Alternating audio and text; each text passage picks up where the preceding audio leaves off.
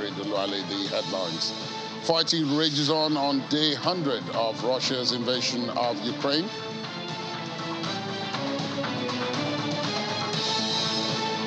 Ukraine's President Volodymyr Zelensky says about 20% of Ukraine's territory is now under Russian control. And Russia's Pacific Fleet starts naval exercises involving more than 40 warships. The United Kingdom Ministry of Defense says Russia is now achieving, quote, tactical success in the eastern Donbas region of Ukraine. 90% of Luhansk, part of the Donbas region, is now controlled by Russia, yet questions remained around Moscow's decision to concentrate so much of its force and fire on a single part of the overall campaign.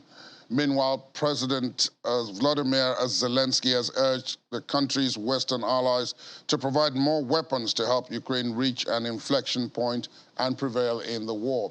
Mr. Zelensky told Luxembourg's parliament via video link that Russian forces now occupied about a fifth of Ukrainian territory as the invasion entered its 100th day on Friday.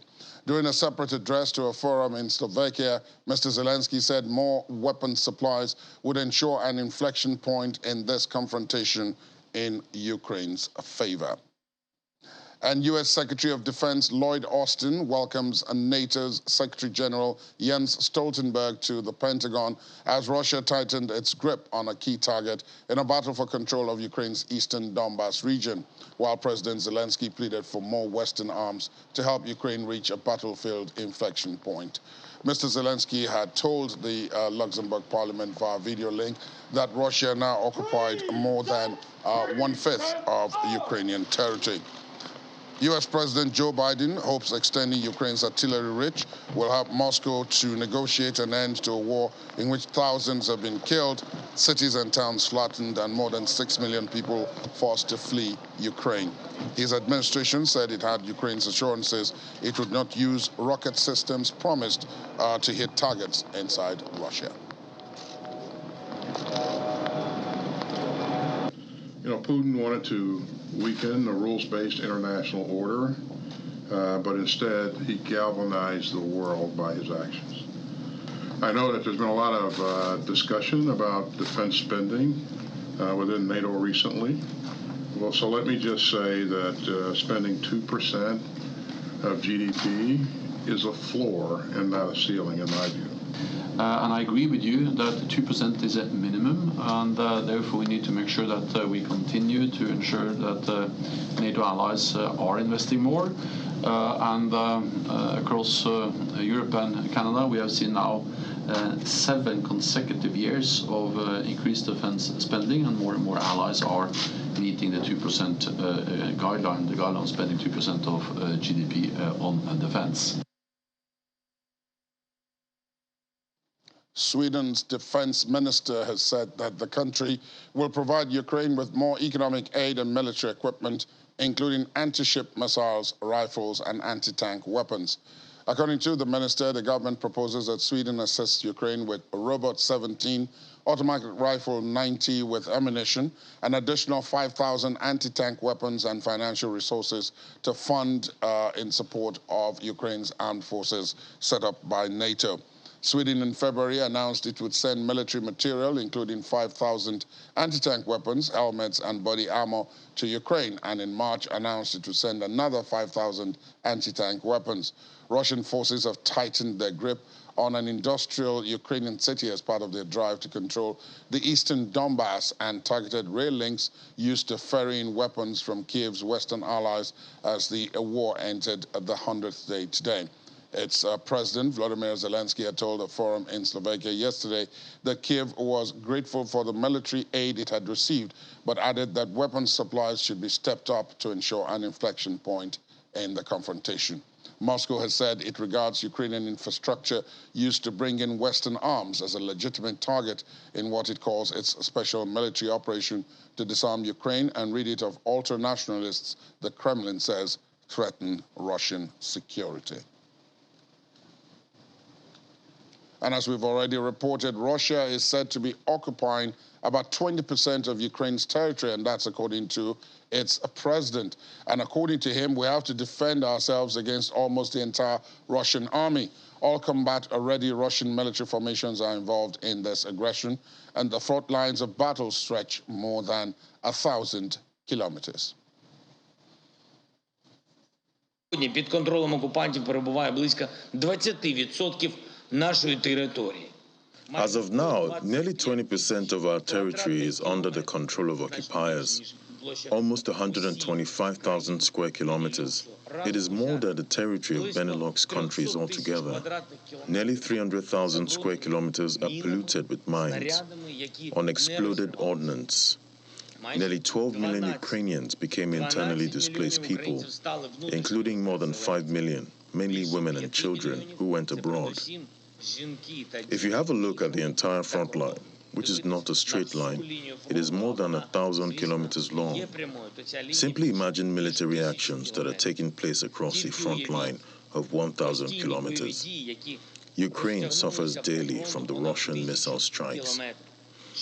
All combat-ready Russian military formations are involved in this aggression.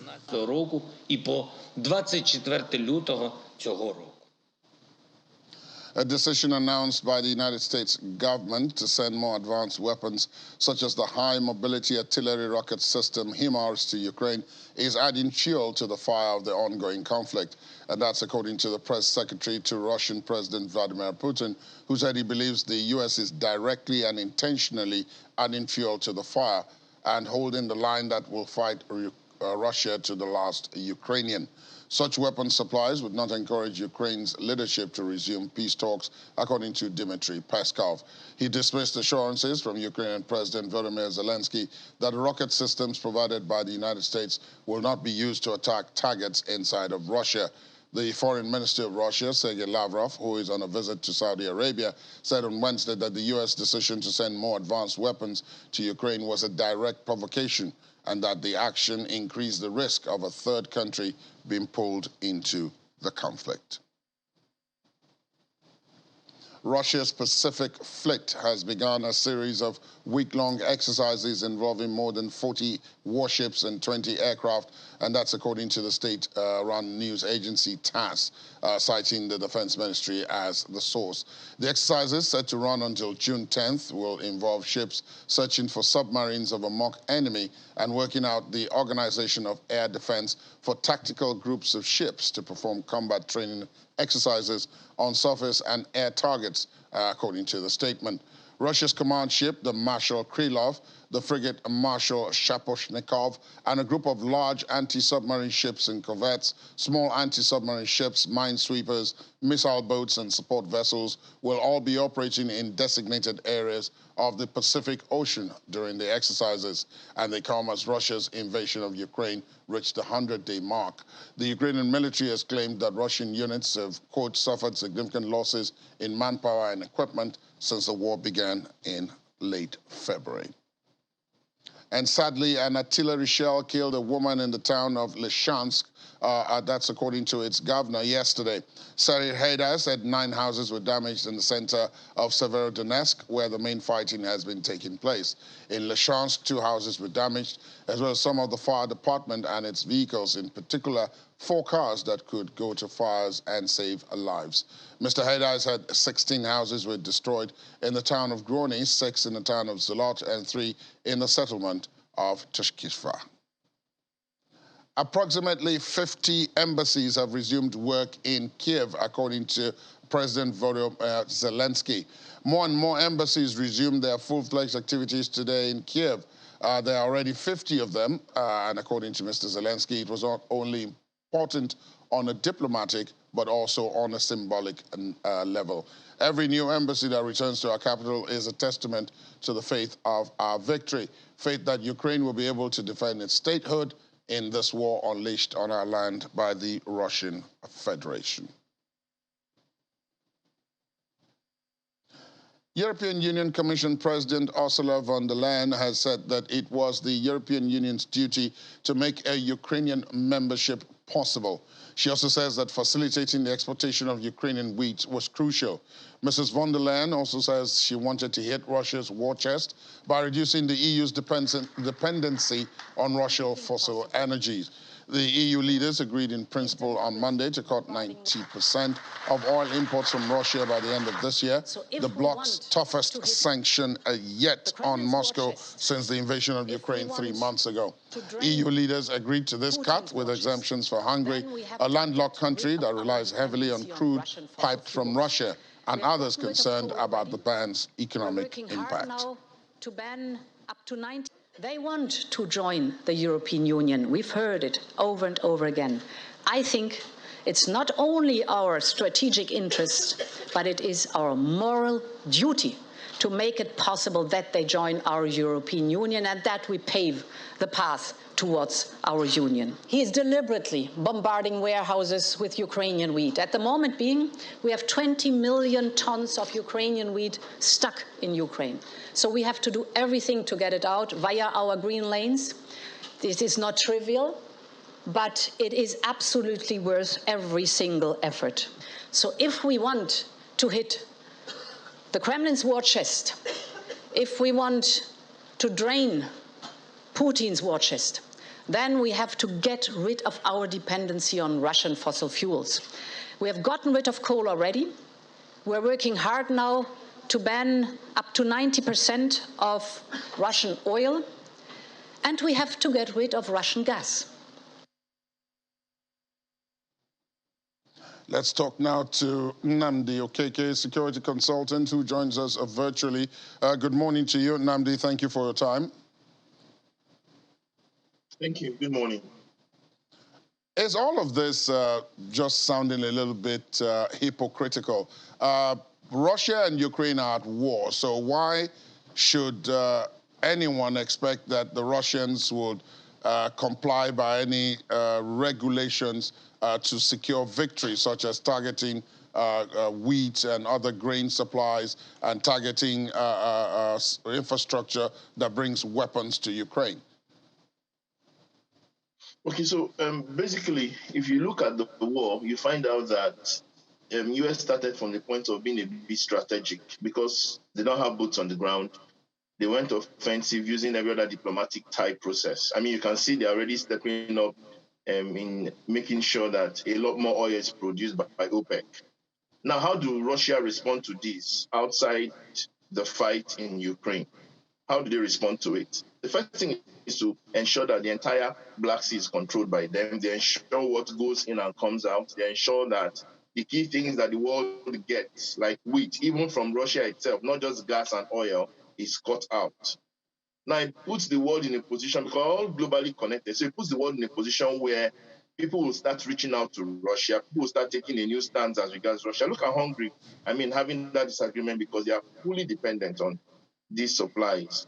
So the whole idea is to get the world to also feel it, just like they are also feeling it from the whole cutoffs and all of that. So that's basically what Russia is trying to do. Their target is to ensure that the world also gets the heat from what's going on. And that's why they are looking at those regions of supply and wheat and all of that. Without sounding as if one is supporting either side, particularly the Russians, at the start of this war, I believe it was in the second week, I spoke to several consultants, several experts in security, who said that, in spite of everything that may be done, the Russians are simply too strong for the Ukrainians to prevail in any definitive way in this war. This morning now we are reporting that there are naval exercises. You just referenced that the Russians control the Azov Sea, the Baltic Sea, and now they're doing exercises on the Pacific, more or less ensuring that a blockade is effective of Ukraine. Now, with all the arms that Ukraine is getting, it has just confirmed that 20% of its territory is under a Russian control. So are we at an inflection point? I use that word, borrowed it from President Zelensky. Are we at an inflection point here? Okay, so basically, at some point in this war, there will be sort of a stalemate. Of course, you should agree with me from the beginning that Ukraine never wasn't a match for Russia, whether in hardware, in manpower, whatever the case is. However, they have the backings of some of the world's strongest. So what that means is that they'll be able to withstand even Russia's presence. You don't occupy a state and rest. There's no state that is being occupied by military presence and there is peace. So you keep losing men on the Russian side and on the Ukraine side. And they have a lot of support. I mean, for someone to deal out $40 billion to you, you can buy an army of an entire continent to fight your war, basically. And whatever submarines you want to get and whatever you need to get. Now, the whole idea is that if you check carefully, you'll see that people who have actually orchestrated all of this have a set of predictions. Look at the narrative now. The narrative is soon, we'll soon have talks.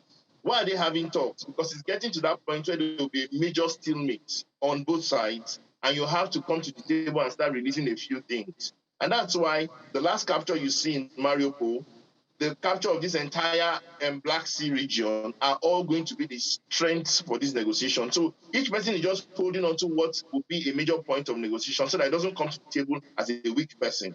So yes, it's time of inflection, yes. And it's already predicted that there will be talks soon. And Russia will be asking for some things the US will not give. And of course, Ukraine will also be pushing the US to give a few things out. But basically, we're getting to that point where we're going to have these talks. If it gets to a point where we need to also see the deployment of the military on that waters from those back in Russia, you'll see that happen. So this blockade is just for now, basically. It's just to get to that extent where you can actually have the negotiation. So yes, the time of inflection, correct. Now, we've talked a lot, quite a lot of people have made much of the fact that the Ukrainians have a lot of support, and you've just referenced that as well, from some of the world's strongest. But so do the Russians.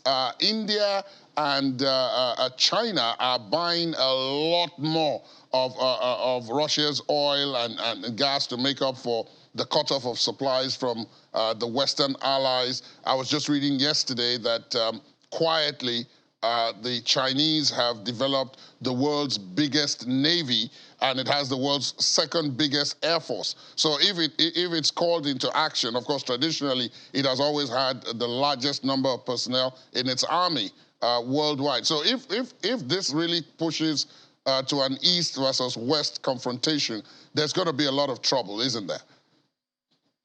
Yes, of course. And if you remember in our last discussion, I told you, China is a lot more interested in dominating the world for now, not going into a war.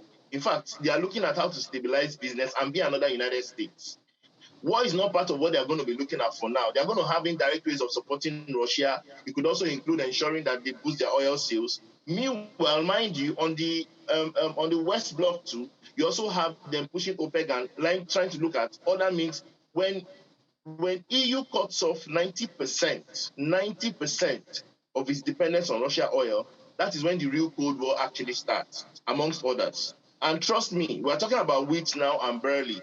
We're going to see alternative internal sources of getting these things without reliance on Ukraine and Russia. It's going to take time, but that is where the world is going. These are long-term plans, actually, and they're actually taking place already. Before I let you go, I must then ask, you talked about peace talks earlier in your answer to the previous question.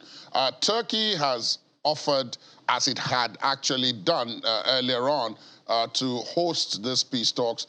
President Erdogan in a very good position. He's a member of NATO, even though he's not in the EU. He's got good relations with Vladimir Putin of Russia. He hasn't completely alienated the Ukrainians. So seemingly in a good position to host this. Do you think that he's going to have more success this time with the talks than he did the last time when the war was in its earlier stages? I don't think so, because Russia is not done escalating. Usually, they would escalate to the point where the world would almost come begging. And negotiation is not what you go into when you're not in a position of strength. You have to be in a complete position of strength. We're going to be looking at another 3 to 6 months before proper negotiations will start, which will include compromises on both sides. So for now, they want to gain every ground they can gain to ensure they can get back everything they must have lost, and it becomes inevitable.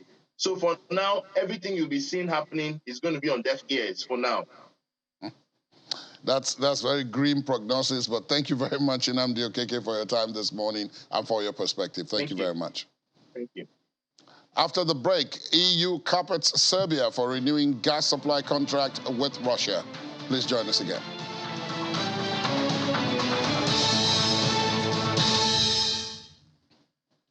Russian forces in Ukraine's east are attempting to advance south towards the key Ukrainian-held cities of Kramatorsk and Slovyansk, and that's according to the region's governor. The Liman and Izium fronts are the main directions in which the enemy is trying to advance in order to capture the territories of Slovyansk and Kramatorsk, their key aims in the north of the region, according to Donetsk Governor Pavlo Krylenko. Kramatorsk has been the de facto capital of Donetsk since 2014, after the city of Donetsk was captured by Russia-backed separatists. Mr. Krylenko also says 340,000 residents remained in the Ukrainian-controlled part of the region out of a pre-war population of 1.67 million. The United States plans to sell Ukraine 4 MQ-1C Grey Eagle drones that can be armed with Hellfire missiles for battlefield use, and it would not change the parameters of what Russia calls its special military operation.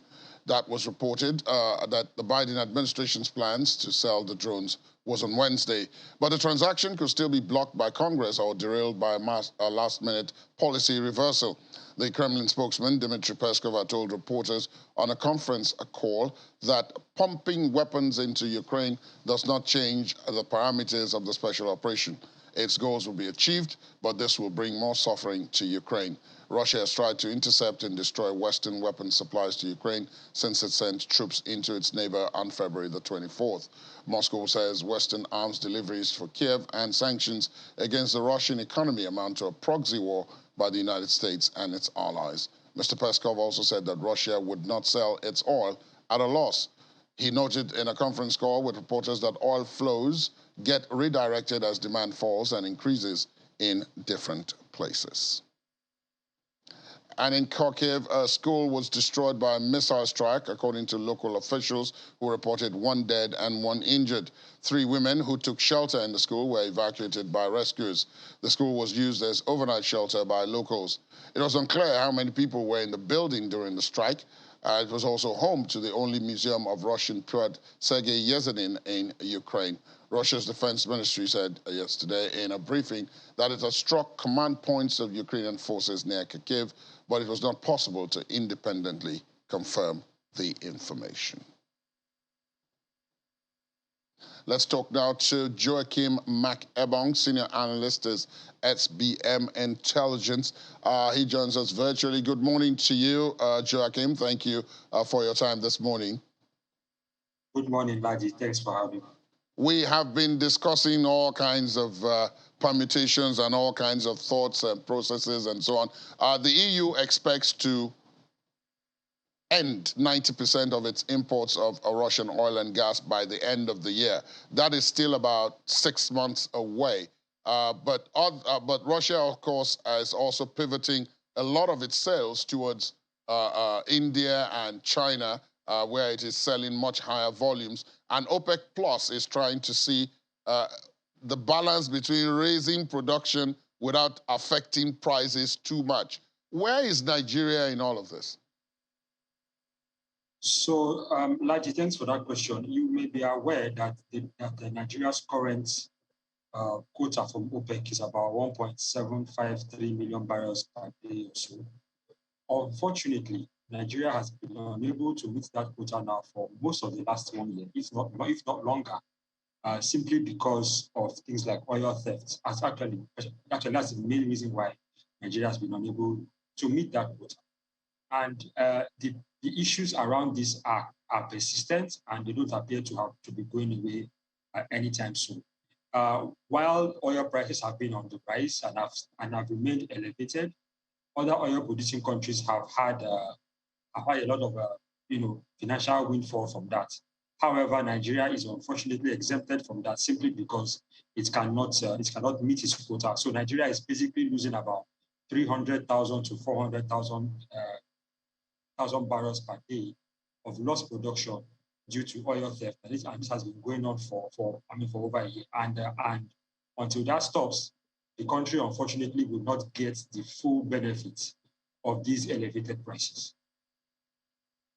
OPEC Plus, people looking towards OPEC Plus to ramp up output to make up for the removal of Russian imports, because those imports are still needed. It's just that the European Union doesn't want them from Russia. So it's not as if it's going to cut off the imports totally. It's looking towards OPEC plus. Now, the plus in OPEC is actually Russia, basically. Yes. So are we is it a question of cutting your nose to spite your face? Because some of the people I've spoken to have said that there is no country in OPEC currently that can make up the differential between the cutoff amount from Russia and what the West needs right now. That so prices are going to remain sky high. Yes, like the prices are going to remain sky high. However, instead of perhaps looking for one country, namely Saudi Arabia, to try to make up for the short-out production of Russia, maybe that differential can be spread across various countries, of which Nigeria would typically be one of them. Unfortunately, like I've just said, Nigeria cannot even meet its quota. So I think that if enough countries raise their own outputs, then maybe they can go some way to bridging that gap. Unfortunately, the world is caught between a bit of so there's a bit of a dilemma here. And the reason is that for as long as Russian oil and gas can continue to fund the Russian war effort, this particular war is going to continue for much longer than the world wants it to continue for. And that is why the Europeans have put so much stock in moving away from imports of oil, of Russian oil and gas. Now, again, the issue of higher prices domestically in Europe and America and Britain, all of these, and then of course, within the broader context of higher inflation overall, means that this is a very fine line to walk for all parties involved. If they allow Russia to get away with this particular act of aggression, what is likely going to happen is that it's going to embolden other countries in other parts of the world to do things similar to what Russia has done. This will lead to a breakdown of what remains, of what is left of the current rules-based order that has delivered relative peace for the last 70, 75 years. So the question now for the West is that do they take short-term pain in order to drive this point home and in order to say that we are not going to allow some of these acts of aggression to go without anything being said or done by us? Or will they let Russia off the hook and thus empower other countries in other parts of the world to do more or less the same thing, knowing that after about 3 months, 3, 4, 5 months, the resolve of the rest of the world in order to address some of these issues is going to waver, and then they can run away with what they have been able to get so far. Let's look at Russia's efforts to mitigate the impact of an EU ban on the imports of its oil and gas. Already, we've referenced that several times today, and even before today. Russia has turned to the East, to its friends in the East, if we want to say, and coincidentally, those friends are some of the biggest consumers of oil and gas in the world, namely India and China, who have bought, within the period of this war already, they bought 25 times what they were buying before now. Do you think in the medium and long term that is a viable alternative for Russia to look east? There are many countries in the East with high populations and which need oil and gas and coal and any of the other energy sources that Russia has to sell. That's a great question, Ladi. And the answer to that question is that not really. It's not really a solution for Russia in the long term. And the reason is simple. The EU market is a market that Russia has relied on for a long time, that has brought Russia to this point, to the point where it can wage the kind of war it's currently waging. That's the truth. And if they are shut out from that market, they will also have a lot of difficulty replacing the revenues from that with money gotten from India and especially China. Now, let us make no mistake, the demand from India and China is significant. That is true. That is very true. But because of the higher consumption of oil and gas in Europe in general, particularly per capita, right? Russia is always going to be better served, or is best served, being able to supply both to the east and to the west. Now, if they are shut out of the west, that presents them a problem going forward. However, for the short term, in the short term, and particularly concerning this particular war effort, it may be able to work for them for a while, but it's not really viable for them long term. And even they will have to confront the reality of this down the road, no matter what they say in public about it, because the numbers do not lie. The EU remains Russia's biggest trading partner, and that is not going to change anytime soon. Let's look at the food side of this. So many reports about the fact that 20 million tons of wheat are sitting in Ukrainian silos, and Russia is blockading the route through which those could be exported to places that really need it, including Africa and other such places like Nigeria and so on. And Russia, incidentally, itself also produces a great deal of wheat, which it has cut off from world supply. So people talk about the food crisis, that there's going to be a food crisis because wheat is just one of the many things that come out of both Russia and Ukraine, which are not getting out now. I have two questions. The first is, what do you make of that? Because even the Pope is said to be unhappy about this.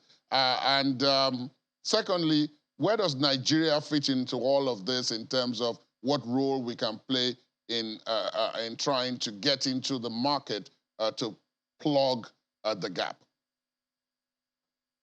So I think, first of all, the issue with wheat is a very real issue.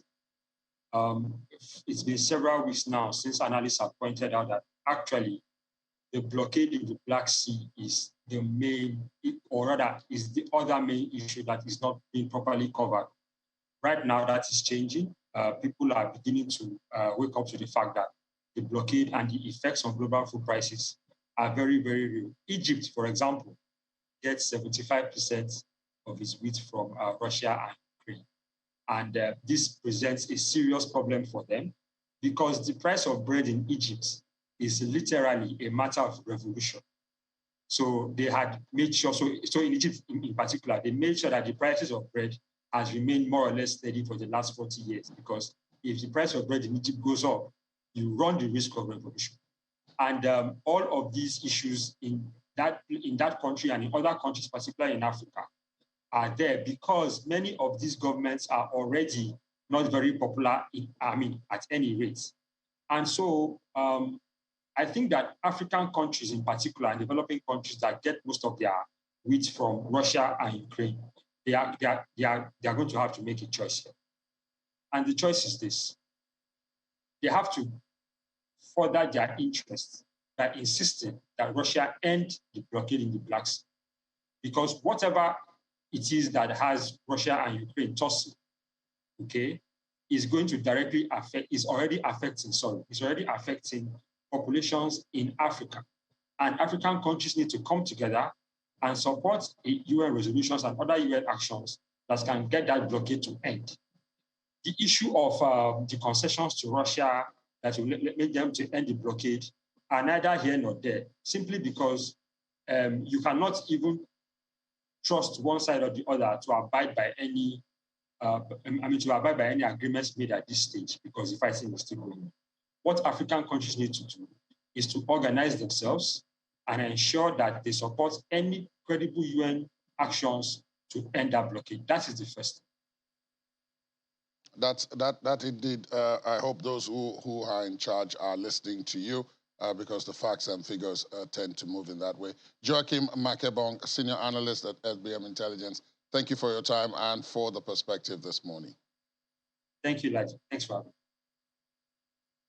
A plan to build cables that will bring electricity from Egypt and Israel to Greece is getting a renewed push as Europe seeks to slash reliance on Russian energy.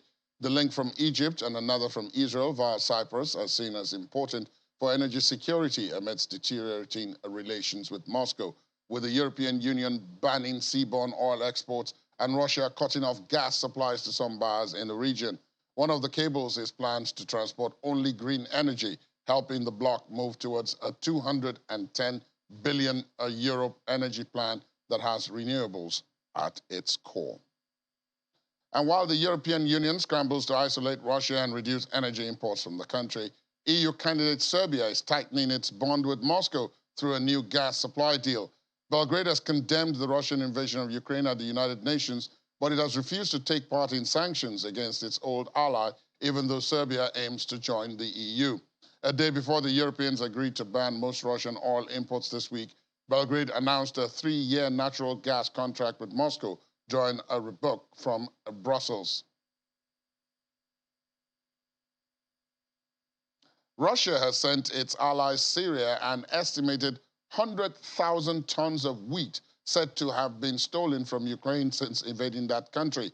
That's according to the Ukrainian embassy in Beirut, describing the shipments as criminal activity. In a statement to Reuters, the embassy said the shipments included one aboard the Matros Pozanich, a Russian-flagged vessel which purportedly docked at Syria's main seaport, Latakia, in late May. Data from Refinitiv shows the Matros Pozanich loading wheat at the port of Sevastopol in Crimea, annexed by Russia from Ukraine in 2014, with a May 19 departure date and the discharge location given as Syria. Satellite images from Planet Labs PBC on May 29th showed the same vessel reportedly docked in Latakia. Ukraine's embassy in Lebanon, citing Ukrainian law enforcement, alleged the grain aboard the Matros Pozanich had been stolen from Ukrainian storage facilities in areas newly occupied by Russian forces. Russia's defense ministry and the Syrian information ministry did not respond to requests for comment. Russia has previously denied allegations of stealing wheat from Ukraine.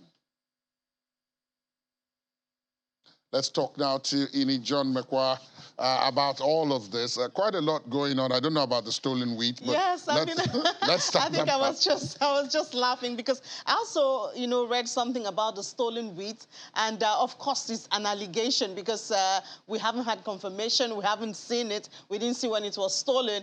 But I mean, Ukraine has really kept at this to say that some of in fact, I have the number that about 400 tons of wheat has been stolen, and that they're being transported according to Russia, according to what Ukraine is saying. So, I mean, let's take a look at some interesting things that we've already mentioned here. Greece is going to Egypt for electricity to try to win itself off Russia.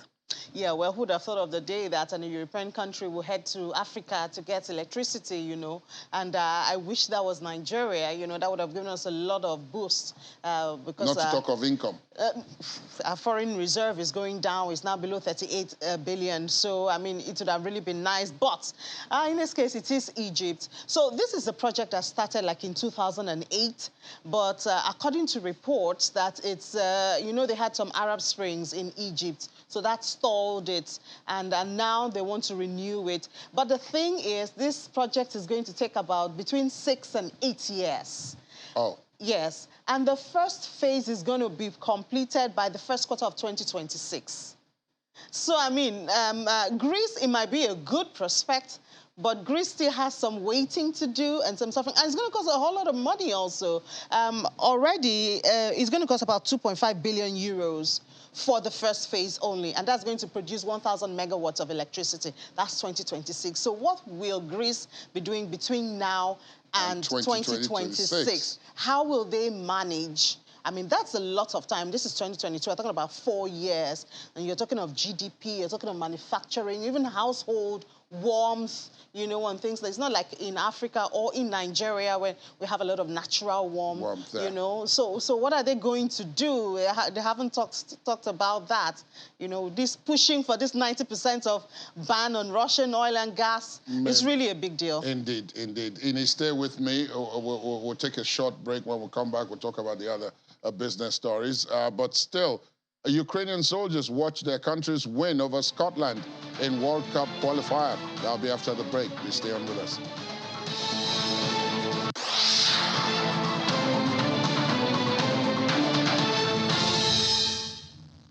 All right, thanks for staying tuned. We're still here with Ini, our business desk. Ini, before all of this, we had talked about this issue of inflation and the attempts by central banks to tame it.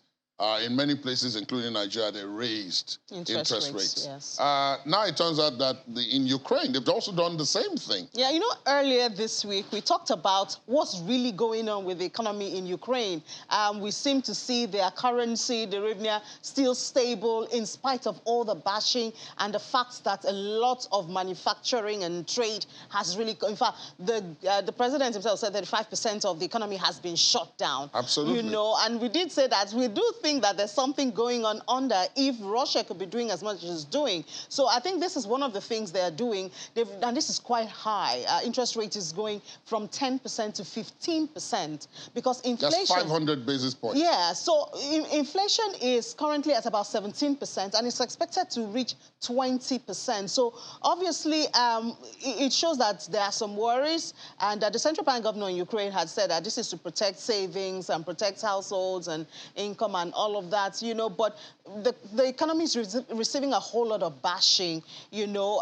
A lot of its grains cannot go out. The European countries have given it no tariff trade, but how do they even get the trade out? The Black Sea is blocked. There are allegations of stolen wheat and some other grains, you know, so then industries have been burnt down. Where are the people who will even do the work? A lot of people have... Most of those areas are unsafe. Yes, nobody they're unsafe. Yes, you know, so they obviously had to do this, and 25% is really high for interest rate, and they hope it will just protect what they have. According to them, that's what they do, because it might not necessarily attract a new income or funds at this time. It doesn't look like an investor's delight at no the way at all. No matter how much the sentiment is positive towards Ukraine, I mean, you don't want to put your money there at this time. Even though, if you look at it, all things being equal, if we weren't talking about war, a 25% interest rate is juicy. It would be attractive. Exactly. Ordinarily. You would want to, if they were selling a bond, for instance, you want to put your money there because 25% is, I mean, a quarter of your money, that's a lot. That's a lot. That's a lot. You will want to put your money in the economy. Not under the present circumstances. Exactly. You don't even want to go close to it, unfortunately. All right, then. Thank you very much, Ini. As usual, Ini will be here along with Laddie Williams on our business programs later on. One right after the show, and then later on Business Incorporated. You get the details of all of this and indeed the other business stories as they affect you and your pocket. Thank you, Ini. Thank you for having me. Queen Elizabeth II will not attend today's Jubilee service at St. Paul's Cathedral after experiencing discomfort while watching Thursday's parade at Buckingham Palace. The palace says the decision was made with, quote, great reluctance after considering the journey and activity required. However, she did take part in a beacon lighting ceremony yesterday evening. The 96-year-old monarch appeared twice at Buckingham Palace's balcony, flanked by other senior royals, as they watched the military parade and waved at thousands of well-wishers gathered on the mall. Hours after the ceremony, the first of a 4-day celebration, the palace confirmed she would not be attending today's service, but said she would like to thank all those who made today such a memorable occasion. The next Jubilee event the Queen is due to attend is the Derby at Epsom Racecourse on Saturday, although it is not yet known whether she will still appear at the horse race. Let's take a look at what happened yesterday with the Queen's appearance on the Buckingham Palace window and the trooping of the colours the first day of a 4-day celebration.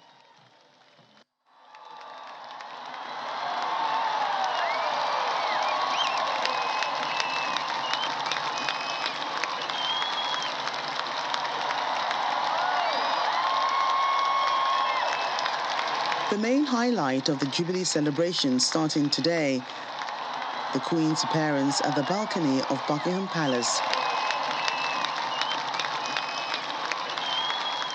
She's wearing an outfit described as dusky dove blue as they inspect parading troops.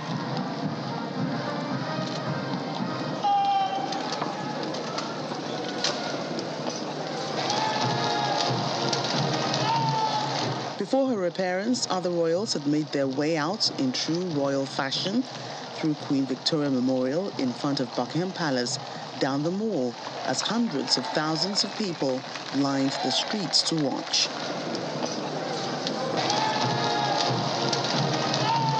First was Prince Charles and Prince William on horseback, then Princess Anne also on horseback, before the carriages carrying Camilla, the Duchess of Cornwall, Kate, the Duchess of Cambridge, in horse-drawn carriage with her children waving to the crowd.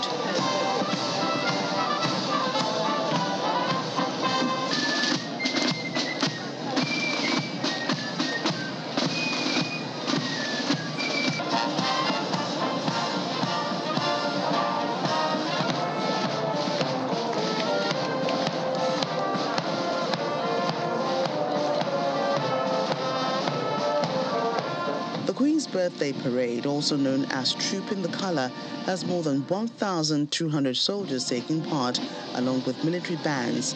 It's been held for more than 260 years.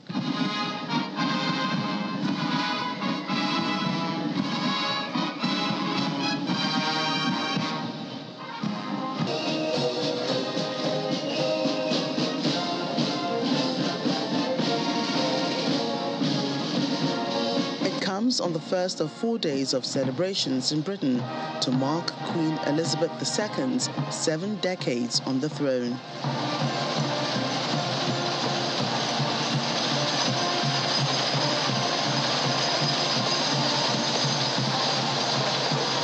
The Queen has attended every such parade except one since 1955, with scaled-down ceremonies taking place in the last 2 years because of the coronavirus restrictions. Due to her mobility issues, for the first time, she takes the salute from soldiers and officers from the balcony of Buckingham Palace.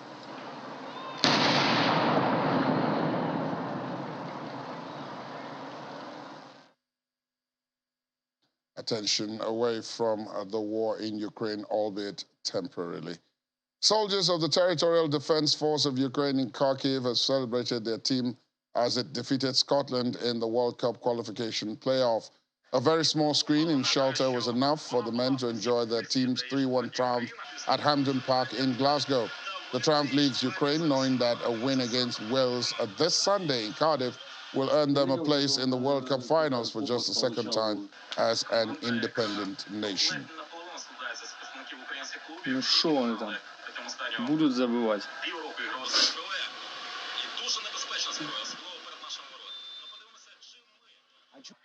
The International Fencing Federation has refused to allow athletes from Russia to compete as neutrals when challenged in court by the Russian Fencing Federation. Preliminary hearings were held in Lausanne in Switzerland after Russia took the sports governing body to the Swiss civil court over its decision to ban Russian fencers. The body agreed in March to bar both Russian and Belarusian athletes from competing in its event until further notice in response to Russia's invasion backed by Belarus of Ukraine.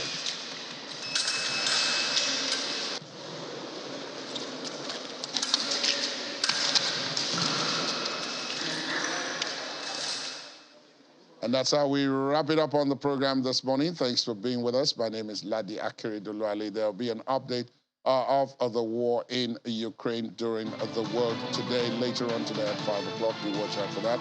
But for now, it suffices to say, do have yourselves a pleasant weekend ahead.